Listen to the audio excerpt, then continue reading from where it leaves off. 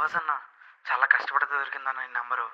జనకైతే కనుక సినిమాతో మళ్ళీ మనం హిట్ కొట్టామన్నా. కంగ్రాట్స్ అన్న, కంగ్రాట్స్. సినిమా చూసావా? చూసేసా అన్న.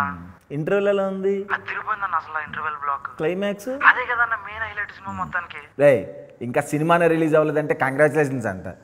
నా బాధలో నేనుంటే ఇదో.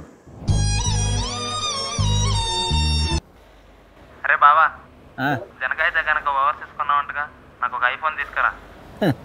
రే నేను ఓవర్సీస్ రైట్స్ కొన్నా, ఇంకా ఓవర్సీస్కి వెళ్ళలేదు. ప్రతి ఒక్కటి ఫోన్ చేసి ఐఫోన్ అడిగితే నాకేం మిగులుతారా? రిలీజ్ చేయటంటో తెలియక నేను ఎడుతుంటే మధ్యలో మీ గోల ఒకటి పెట్టే.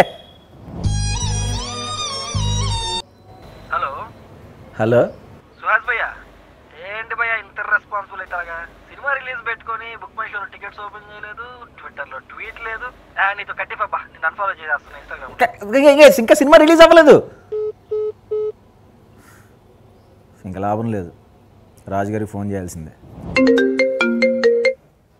హలో సార్, నేను ఓవర్సీస్ డిస్ట్రిబ్యూటర్ సుహాస్ మాట్లాడుతున్నాను.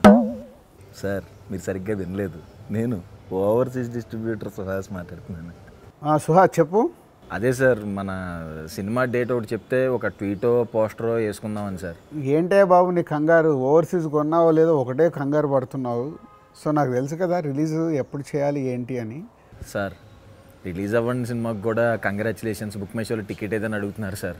ఒక డేట్ చెప్పండి సార్ ప్లీజ్. ఇప్పుడు మనం తీసిన సినిమా ఫ్యామిలీ అందరు కలిసి చూడాల్సిన సినిమా కదా, మంచి హాలిడేస్లో ఫెస్టివల్ మూడ్లో రిలీజ్ చేయాలి.